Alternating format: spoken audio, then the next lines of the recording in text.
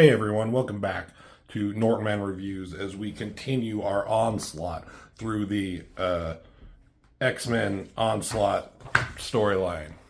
It's quite an onslaught. So, last we left, it was just revealed that Professor Xavier had secretly been Onslaught this entire time. To nobody's surprise. Seemed like it was pretty fucking obvious as they were leading up to it. What was not obvious is the storyline that was introduced several years before this, about 50 issues before in Uncanny X-Men. There was a mystery that Bishop had brought back with him from the future, where he had reported that there was a traitor within the X-Men, and that Professor Xavier was the first to die. Now, leading up to Onslaught and this story, it was revealed that that traitor was going to be finally revealed. This traitor apparently kills Professor Xavier and the rest of the team. And it was suspected to be Gambit. That's who the last person was seen to be alive. That's who Bishop accused in, like, when he showed up in X-Men number 8 by Jim Lee. So before we dive into this X-Men Onslaught issue, we're going to look at something on Google.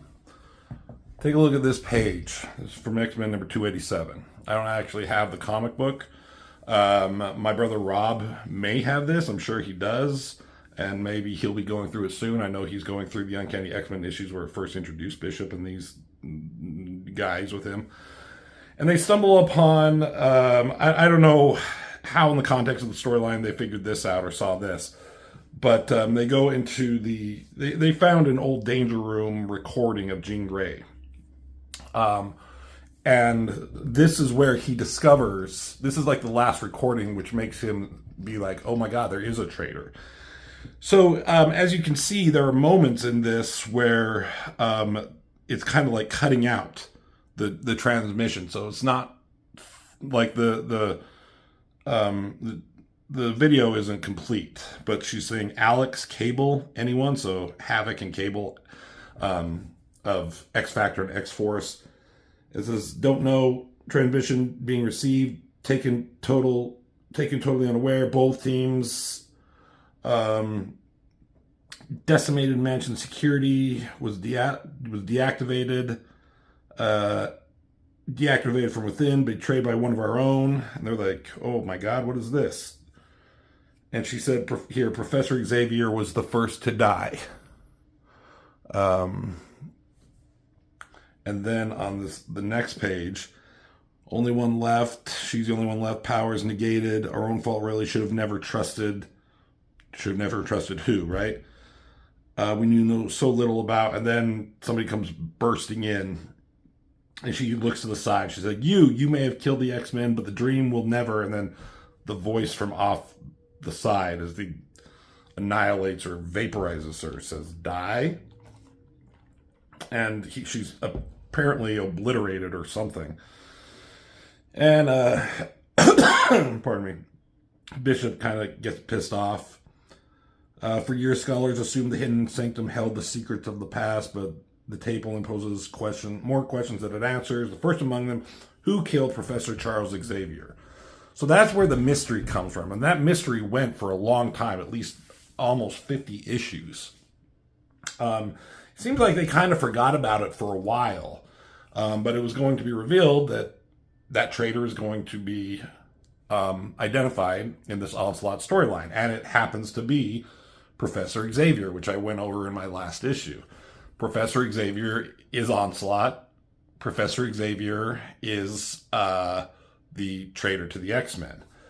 That's also why in an issue of Uncanny X-Men before this, Bishop was talking about technology and how the technology of the era he was in is almost identical to the one he came from 100 years into the future. So how could that be? Like, what kind of catastrophe could have stunted the development of technology? So As a little backstory, and now we're going to look at X-Men Onslaught. This is just a special one-off issue, $3.95, which was a lot of money back in the day for a single book. But the evolution of the Marvel Universe begins here with X-Men Onslaught. So you've got this double-page full cover with all the X-Men attacking Onslaught. Kind of cool stuff, right? So let's open it up. Now this is cool. This is drawn. This is the prologue. And 45 minutes from now, Alex, Kurt, Sean, Cable, anyone, there's Jean Grey. It's the same recording as right here. But now we're going to be able to see it in its entirety. And I'm going to read most of this dialogue so we understand what's going on. And a lot of this dialogue in what I just showed you was like cut out. So she says here, the mansion has sustained massive damage. I don't even know if this transmission is being received. If you can hear me, you need to know what happened. The X-Men have been hit hard. Worse, we were taken totally unaware. Both teams, blue and gold, have been decimated. I mean, that's funny because the concept of the blue and gold teams has not been a thing in these issues of X-Men. That was early on in when, X-Men #1, Jim Lee did the blue team with Cyclops, Wolverine, and them, and then the gold team was Storm, Jean Grey, done by Whilce Portacio. But they had since there was like two teams, two different books. Now all the X-Men are just lumped in together in any book. It doesn't matter what's going on. It's just the overall story. So it's just kind of funny that they bring this up, even though that hasn't been a thing in a while. She goes on to say, if you respond to this distress call, be advised the mansion security has been deactivated from within. As hard as it is for me to say, you need to know we've been betrayed by one of our own. Incredible as it sounds, Professor Xavier has gone insane. The most powerful psi on the planet is no longer in control of his mutant ability. Near as I can tell, Juggernaut was the first to die. I mean, here it says Professor Xavier was the first to die. So you can tell here, this is where it cut out. Professor Xavier, first to die. All this was cut out. I'm the only one left standing who can make this message, and he's seen to it that my power's negated. It's our own fault, really, after what I saw in his mind. We should have never trusted that those were no after effects from Professor Xavier shutting down Magneto's mind.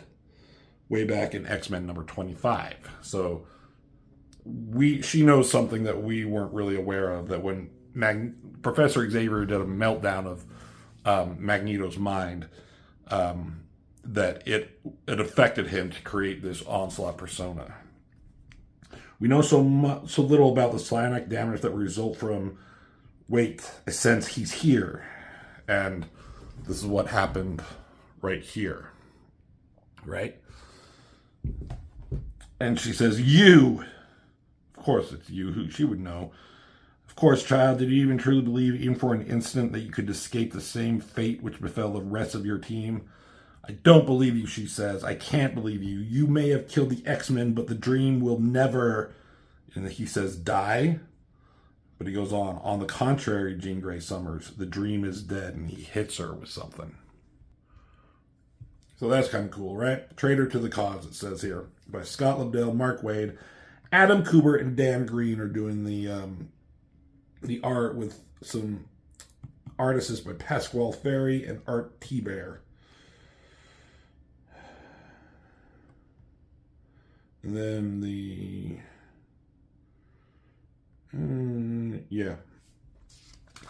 So here we go. It's kind of cool that they got Adam Kubert on as the artist.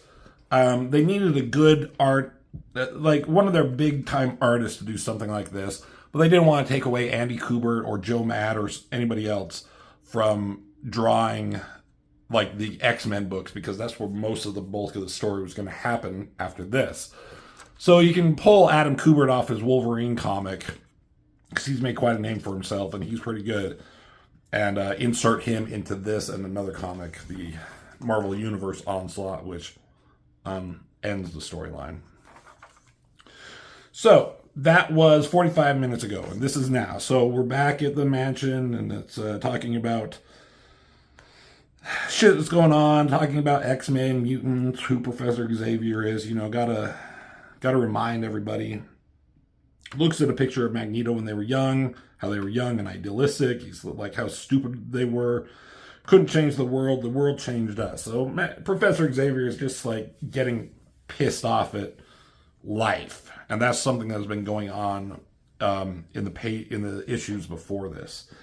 And then in where it was revealed that Onslaught was Xavier, it looked like he killed Juggernaut, and then he summoned the X-Men to him, and none of these guys, these fuckers, know what is going on.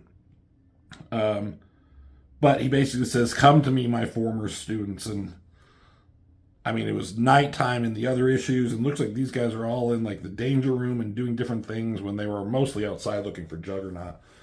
And here comes Jean Grey stumbling out of that psi-shielded chamber. And now they're all here. Crazy double-page spread. I mean, Adam Kubert does some of these weird, exaggerated, like, pictures of anatomy and stuff. And it works sometimes. Most of the time it works. Sometimes it can look a little weird. But my God, look at all these words. He's like, "We're searching the grounds for Juggernaut like you told us to, sir. Why you call off the search?" It's like, well, there's something more important than that. And he's been negated. Crisis a little closer to home.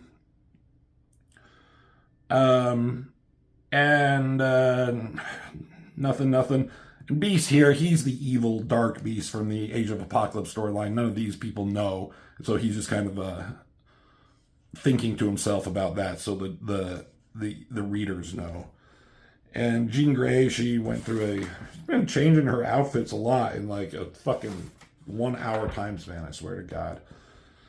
But she was like gone for a little while in the psi-shielded chamber, so she was cut off from her psychic rapport with Cyclops. So he's like, "Where the fuck have you been? I couldn't feel you. Like I was worried. I was concerned." But she doesn't want to tell him or think about anything. She knows the truth about Xavier. No one else does. And she's like, if I let him know the truth, then she might, like, her guard might go down, her telepathic shielding, and then he would know that she knows, and then, she feels like she only has a chance, like, one small chance to do something about this, So Cyclops keeps pestering. She's like, "Shut the fuck up for a minute. Just trust me." So he does. And then more thought bubbles about her. And she's talking about the behavior, kind of doing a recap of everything that happened, what happened to Juggernaut, and how he mentioned a single word was Onslaught, and then the stuff with Post, and how she discovered in Juggernaut's mind the secret that he knew about him. How Juggernaut knew, I guess it doesn't really matter. And she's kind of just more words, just thinking into herself about how maybe she should tell the others, but she has an advantage that she needs to take the opportunity of, and she can't tell anybody yet, right? So it goes back while she's in the background. Professor Xavier starts talking, and stupid Wolverine and stupid fucking feral form and a stupid goddamn, I don't know, bandana thing over his stupid face. "You're being cryptic, Chuck." So Professor Xavier's like, "I made a mistake." And there's so many words here. But he's basically telling the X-Men that everything they've been doing this entire time of trying to build a better world for mutants and coexist with humans, that's just not working, right? There's too much conflict. There's too many villains to fight. The Acolytes, Graydon Creed, Friends of Humanity, so many people just want them dead. I mean, this is a cool, like, downshot. Professor Xavier sitting in his stupid chair. And this is just, like, shocking to all the X-Men. Like, this is something that Professor Xavier's never said in his life. Like, he's always been like, We need to protect. We need to strengthen our bonds with humanity. You know, we need to show them that mutants can be good and can coexist in peace. But now he's like, that can't happen. And these guys are like, what the fuck, man? So everyone's paying attention really intently and not knowing what he's talking about, except for Jean. She is probing his mind as little as she can without tipping him off, trying to see if there's anything left of the real Professor Xavier or the one that she knows. But it's not really working. He's too powerful for her. Stupid Wolverine, he's telling him, with all due respect, bub, what do you flaming mean by taking control? He was like, he needs to take control and resolve these problems.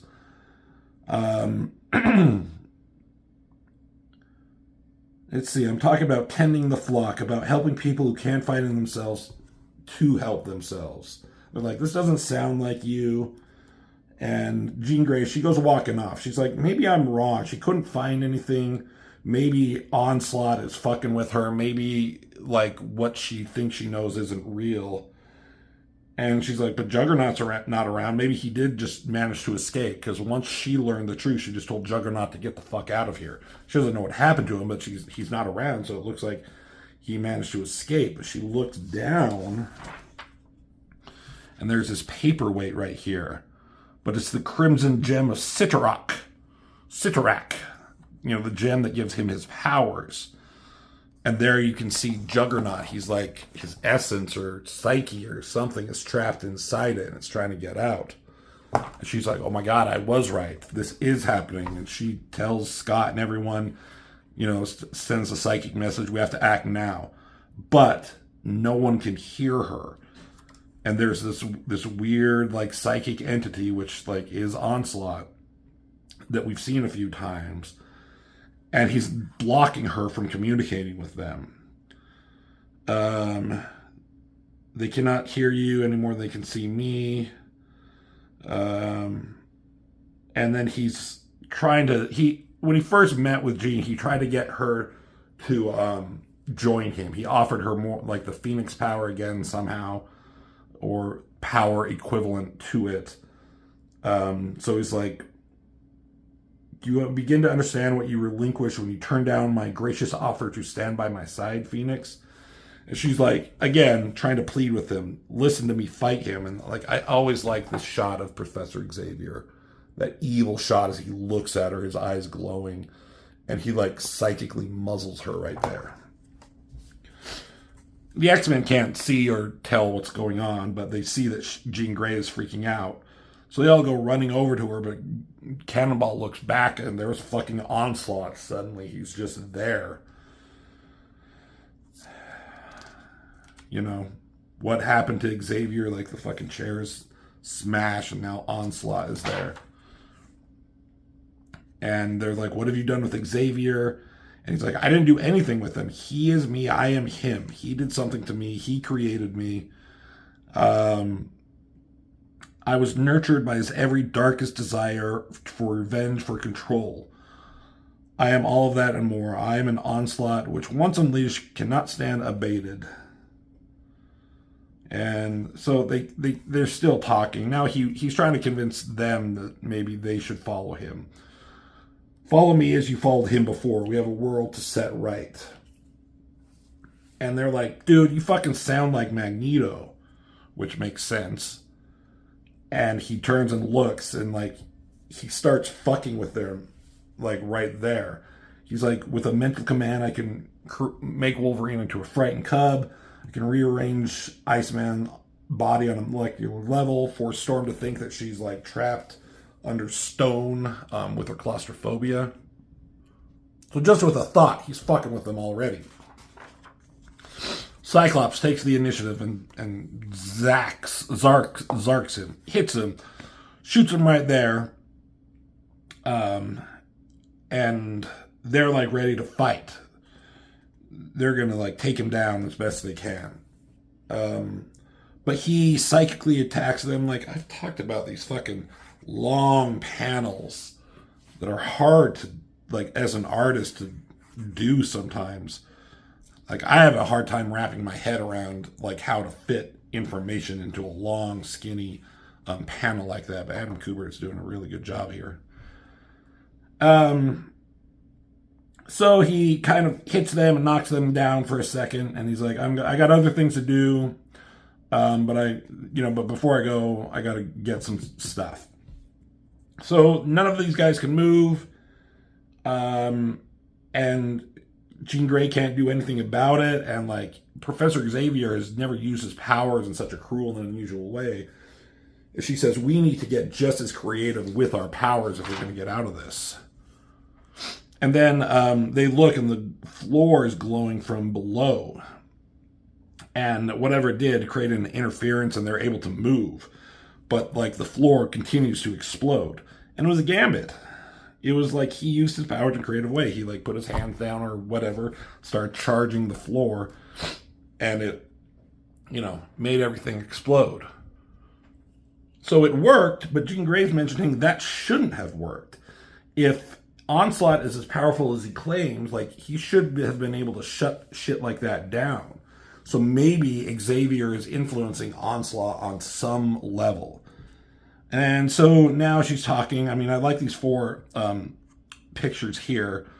I mean, you could easily like just draw one picture of Jean Grey and then duplicate it 4 times. Or just like have one panel and put all the text up here. But Adam Kubert took the time to draw these different expressions as she's like explaining things. And she's kind of recapping what she knows of Onslaught, how she met him, and what she thinks is going on. She's like, I should have told you guys earlier, but I was still just too disoriented by what happened. And he's like, yeah, okay, whatever. We need to stop Onslaught right now before we worry about anything else. And stupid Wolverine here is like, don't make it sound so easy. If we hurt Onslaught, we could hurt Xavier, and we're not going to give up on him. I like this shot of Jean Grey with the use of the shadows and the pose there. That's a neat little drawing. Oh my God.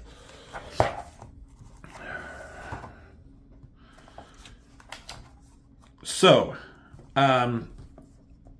they're talking about like, yeah, we don't want to hurt Xavier, but what can we do? Yeah. And Gambit's like, yeah, we got to listen to this guy. This is the one who spent the last few years of his life searching for the X-Men traitor. Bishop realized, oh my God, is this it? Could this be it? And Cyclops tells him, we'll fucking figure that out later. Right now, we need to, let's see, we need to stop him from what he's doing. There's a lot of data down there on enemies and allies alike. We need to stop Onslaught from getting it. So some of them go down to Cerebro, and some are going to Professor's Radio Room. They're splitting up. And Dark Beast, Evil Beast here, he wants to stay. He doesn't want to go with them. He wants to stay in case Onslaught comes back. He's like, maybe I can, join Onslaught, because that seems like the winning team right now. He doesn't want to go into certain death. So another cool charging forward shot of Cyclops using the shadows. So they're all like spreading out, right? Got to do something to get to Onslaught. So it cuts to a different artist and to the Fantastic Four. And here, you got Franklin Richards, and he's talking with this guy, Charlie. Now, I haven't read any of the Fantastic Four comics at this time, or the Avengers, which they're going to show. So I don't know if this this imaginary friend that Franklin Richards has, he's calling him Charlie, if this guy has shown up, in the Fantastic Four books. So this is like something we know. So they're talking and just introducing the Fantastic Four and reminding us who they are. And this is funny. Little Charlie, you want some of my milk? He keeps having this milk, but it's like this fucking weird orange or red color. It's definitely not white. So this weird invisible imaginary friend, but it's just probably in his mind, starts talking to him, where you ever get scared? God, what is he talking about here? He's asking Franklin if he ever gets scared. I think he just wants Franklin to use his immense powers, and he wants to use them, like wants to control Franklin because he's so powerful. So this is just a way to introduce to us, even though this is an X-Men storyline, the Fantastic Four are involved in some way. And Onslaught, or Xavier, has been manifesting himself to Franklin Richards as this guy, Lil Charlie, or something like that. Alright, so we go back to the X-Men. They blow open a door in, I think this is Cerebro. And, let's see, they want to purge the system before Onslaught gets there. And they see that he's already been looking at files or keeping files on Franklin Richards. And they're like, well, maybe, like, why would he do that? It's like, maybe he's a mutant. Maybe Fantastic Four asked for help. But they're like, yeah, maybe, but why do we feel like it's not going to be such a nice thing? And then they also show that he's been keeping tabs on X-Man here, Nate Gray. And who Bishop recognizes from, he still has some weird dreams from the time of Age of Apocalypse. So he kind of knows about that alternate reality a little bit. And X-Man is the only person who's been able to show severe psychic powers on the level of Xavier. They had a confrontation on the psychic plane, and he was able to like push Xavier out at some point. I think that happened in his comic book. So he's fucking powerful. But they start arguing about something, and Cannonball starts freaking out and starts blasting around and hits Wolverine there. And seems like Gambit and Bishop are like, oh, it looks like Onslaught is here and it's fucking with his mind. How do we not see that coming? So Bishop takes a shot at him to knock him down, and Onslaught shows up. And he's basically saying, like, I can eliminate you with a single thought. You're nothing to me. It's like, yeah, you keep saying that, but we're still here. And stupid Wolverine is talking about how he looks more like Magneto than Xavier at all. And that kind of pisses him off. He's like, I am Charles Xavier, I am Onslaught. Like, quit telling me that, I'm something other than what I am telling you I am. Quit betraying me and doubting me. Feel my fury. Taste my wrath, all that kind of shit. So it starts like making shit go crazy around them, explosions and knocking them all around, basically whooping their ass. So now we cut to the Avengers, and you have X-Man here, and he went to them for help, which makes sense. So you got Vision, Iron Man, Captain America, Scarlet Witch, Wasp, Thor, who forgot his shirt, and fucking Giant Man. And I bet everybody here is like, Giant Man, I don't know if this is Hank Pym or whoever it is, but like, can you go fucking small? Do you have to be so big and encompass this entire room that has zero fucking backgrounds on it? It's just a line right there with two variations of color and like a post that she's putting her hand on there and a stump that he's putting his foot on there. Like, where are they? Anyways, like, doesn't he like go be a smaller size? You probably fucking stink. Some body odor or whatever. So, anyways, he's trying to warn them that there is a threat in the X-Men, and that is Xavier. But the Avengers, they've worked with the X-Men enough and they know Xavier is an ally. So they have a hard time believing him, but he's so pissed off that he starts bleeding. And Thor's like, well, maybe, God, if he's freaking out so much, maybe he's like telling the truth.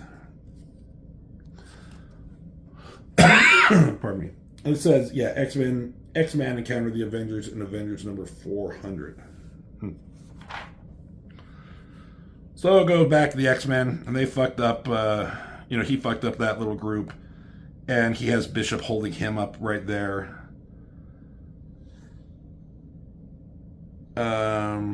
And he says he needed Bishop and his memories of the so-called Age of Apocalypse to learn how Apocalypse in that timeline accomplished what he says a less benevolent version of what I intend to achieve.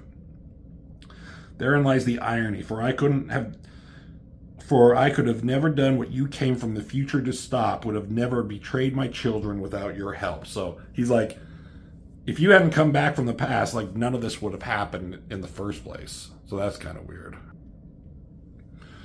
So it goes back to the other X-Men. Beast, Iceman, Jean Grey, Cyclops.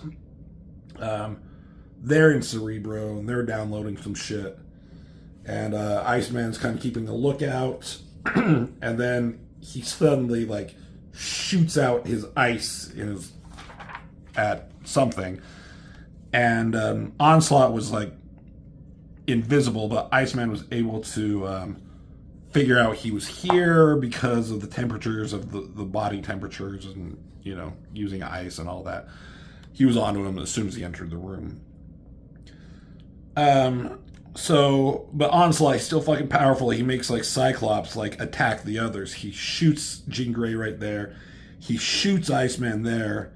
And then causes the optic blast to feed back onto itself, so, like, fucking frying his own brain. And Evil Beast here, he starts, like, jumping up and clapping his feet. And he's like, good job, bravo. And he wants to offer his humble services. And Onslaught tells him, like, he knows that he's not even of this reality. Of course I know. I knew from the moment you came in. Do you think you could, like, hide that from me or from any of the other telepaths? Like, how would they not recognize that you're not the one beast that they know if he didn't help them? So he offers them resources that he might find valuable. And he says here, there's nothing you can offer me. And he kind of stumbles for a second. And Onslaught kind of mentions he's not as powerful as he intends to be or he inevitably will be. So there's a little bit of weakness to Onslaught here. So he probes his mind a little bit more for whatever. But then he, like, looks at Jean Grey. She's the one that has what he needs.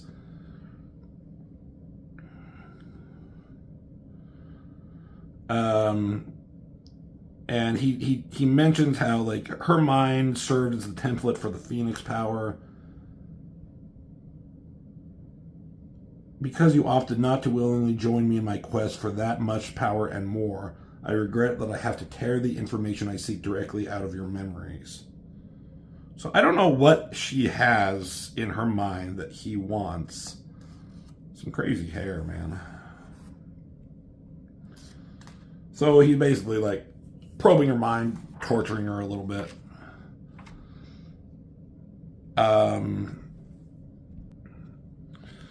So he kind of drops her after a second, and she's like, for someone who seems to be as powerful to destroy stars, you have to be quite dependent on others.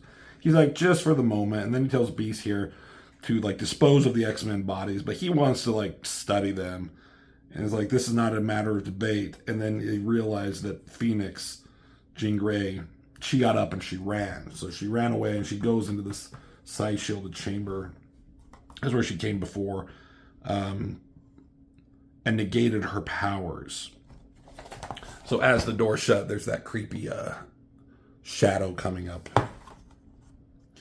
And this is, like, where she records the message that we saw earlier here. She says, Alex, Kurt, Sean, Cable, anyone, just sending out a distress call to all the other X groups. And he's outside, and he comes bursting in, and this is where he says, do you truly believe that you could escape, all that. She says, you may have killed the X-Men, but the dream will never die. And as he's about to do the final, the final, I don't know, the final assault on her to kill her, Cyclops' optic blast comes through. So apparently, like, Jean Grey thought all the X-Men were dead, that Onslaught killed everyone back here. But apparently he didn't. So there's a hole in the ceiling there. Stupid Wolverine, upside down. His stupid claws coming up. So they're like, oh my God, we're alive. But Cyclops says, we don't know if that's because of us or because Professor Xavier's still in there. We have to answer that later. And right now, we just have to attack Onslaught. We have to stop him here and now. So they start shooting lightning there. Onslaught is hit by Storm and Cyclops. Gambit is throwing his cards. Cannonball and Wolverine are coming in low. Just hitting Onslaught repeatedly. And Bishop takes a blast, hits him, and it seems like it drops Onslaught. Just their combined powers, just boom, boom, boom, boom, boom, and he finally fucking drops. And they're looking at him, and like their teacher and their founder is dead at their hands. Like they stopped him. But then only Bishop can hear. And as he says, you realize, of course, this is your fault. And again, Onslaught was just fucking with them, making them think they knew something that they didn't. And he's like, because of your failure, Bishop, everyone dies. And it talks about, for 100 years at this moment, the X-Men will have been murdered, betrayed by one of their own. That's what would have happened if not the determination for this man. So if Bishop didn't come back in time, the X-Men would have been killed right here. And he jumps into this oncoming blast of Onslaught. And in a single act of self-sacrifice, basically saves them. Impossible, he says, there's enough psionic energy to stop 1,000 mutants, yet you live. And he says, as Jean said, the dream will never die as he collapses. I like Bishop as a character. He's not one of my favorites or anything. I don't have too many fond memories of him. So I don't wish him to die, but this kind of would have been a cool moment if he actually did die right here. That would have put some more weight onto the story, made Onslaught more of a threat, and made his sacrifice and like kind of bring his storyline full circle. He comes back to save the X-Men and gives his life to doing it. That would have been kind of a cool thing. But, you know, he's still alive, so that's fine.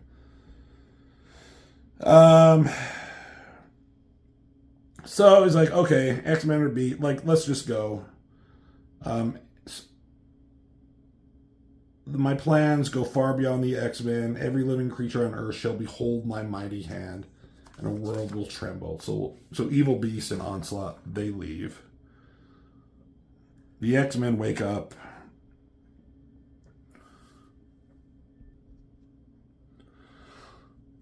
And they start talking about what just happened, what they need to do. So yeah, it's like, what did we learn about Onslaught? They basically said some of the files that we looked seemed less like Xavier's and more like something that were Magneto's. And whenever they mentioned Magneto to him, he kind of got pissed off and freaked out. So they're like, is Magneto like still alive, exerting his control over Xavier? It's like, unlikely, but we have to assume anything is possible. And then Cyclops basically tells them that this may be the reason why we were brought together in the first place, to eliminate a threat to humanity like this. And to do that, we may be forced to kill Professor Xavier. So that's kind of a foreboding thought that the X-Men are left on. Final page here. This bunker somewhere in America. You got this Sentinel manufacturing facility. And they're talking about, like, these things are huge. And these guys are talking about Sentinels, doesn't matter. And then you see like their eyes like activate, like the light in their eyes go on, and you see the word Onslaught. So what's going on with these Sentinels in Onslaught? So it says, to be continued everywhere. So there we go. This really kicks off like the overall encompassing storyline, the crossover in the Marvel Universe with Onslaught. I'll talk about more of the overall impact once we finish wrapping it up. But it was kind of cool that it started as an X-Men storyline and then just kind of blew up into the entire Marvel Universe.